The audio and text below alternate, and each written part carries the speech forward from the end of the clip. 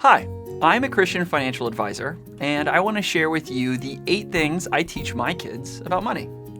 Now, you're not going to hear me talk about budgeting because that's not as helpful as you may think. Instead, I focus on instilling values that will help them make wise financial decisions for the rest of their lives. Now, can you teach your kid how to budget, how to go over a spreadsheet, how to use a particular budgeting app? Yes, and there's value to that. But unless you're teaching your kid these 8 things, the budgeting, it's not going to be as impactful. Number 1, think about others, not just yourself. It's easy to get caught up in our own needs and wants, especially when it comes to managing money. But the number 1 thing your children must learn about money is how to earn an income. And the best way to earn an income is to serve others. If your children can be others-focused, they will have the foundation of being a good employee or a business owner that serves the community. Number 2, take responsibility and keep going. Don't blame others for your problems or your lack of finances or your financial mistakes. Instead, take ownership of the situation and use it as an opportunity to learn and grow. Teach your kids to persevere and not give up when facing obstacles.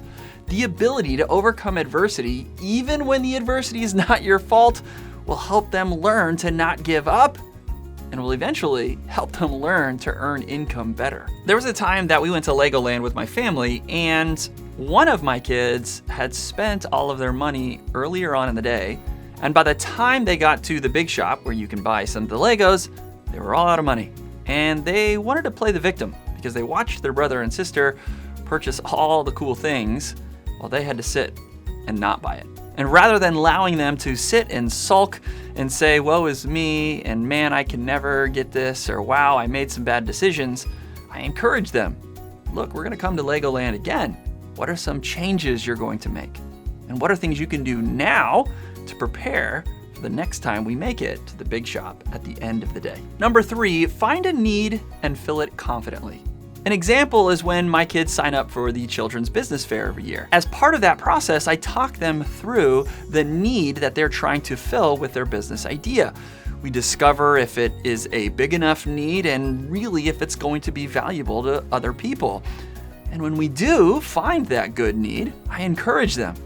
I give them that confidence. I'm the wind in their sails, not only that this idea is good and it's going to add value to people's lives, but that they are uniquely gifted to fill that need. In the last kids' business fair that Parker did, he had an arcade, and really he set up some games, and what he would do is when people played a game, he would give them one of his old toys.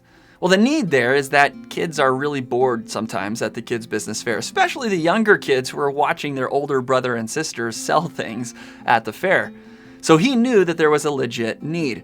And he was uniquely gifted because he has a special way of connecting with kids that are younger than him. He knows how to make them the hero, make them smile, and he genuinely gave them a great time when they visited his booth. Number 4, divide money into categories. It's not budgeting, but segmentation that helps people win with money. The 3 primary areas of segmentation are giving, saving, and spending. So when your kids receive money, teach them to divide it into these 3 categories. This helps instill good financial habits early on and teaches the importance of being intentional with their money. Number 5, always give first. We've all been there. Going to work, sometimes it sucks. It's hard. You don't want to be there and work just drains on you. Those who give first are taking an action that makes the income they earn about more than just themselves. It adds a selfless purpose to the income, and that makes the income sustainable. Encourage your kids to give generously and selflessly by putting others' needs before their own. They'll learn the joy of giving and discover that true wealth comes from being a blessing to others. Number 6, save second. Life happens. Things do not always go as planned. Those who save are able to overcome those instances with less stress. Moreover, those who save are able to take advantage of more opportunities as they arise. Teach your kids the importance of saving money for emergencies and for future goals. Consistent savers, they win with money. Number 7, after you give and after you save, Don't spend more than what you have left over. The reason why I do not teach my kids how to budget is because budgeting boils down to this. Don't spend more than you have. Teach your kids to live within their means and to be cognizant of their spending. Number 8, don't ask for help, be the help. Instead of asking for things, find ways to earn them through hard work. Teach your kids to have a strong work ethic and not expect things to be handed to them. A repeated conversation that we have in my house kind of goes like this. Hey Dad, can I buy whatever they're seeing at the store? And I'll ask them, do you have any money for it? And if they say no, I'll ask again, well, what do you need to do to get money?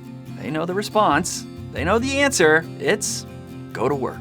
By working hard for what they want, they'll learn the value of money and appreciate the things they have more. The bottom line to everything with all these 8 points is to be others focused and to take ownership.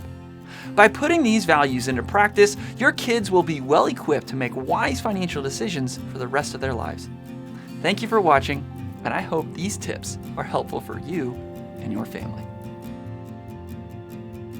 Hey, thanks for watching the video. I hope you found it helpful. I just wanted to take a quick second to read a review that we got from a customer recently. Our friend Nate wrote, Jared was very knowledgeable and detail-oriented from the beginning of the refinance process, and because of that, the entire process went smoothly. We had things set up right from the beginning, and it was a fantastic experience. I am a repeat customer, and I go to Jared for all of my financing needs.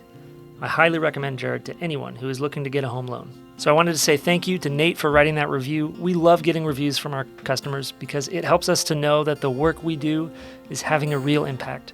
And that's super encouraging to keep us going. Also encouraging to keep us going is when we get referrals. So if you have ever referred a friend to Stewardship, thank you so much. It means the world that you trust us enough to tell someone you love to work with us. Again, thanks for watching. Have a great rest of your day.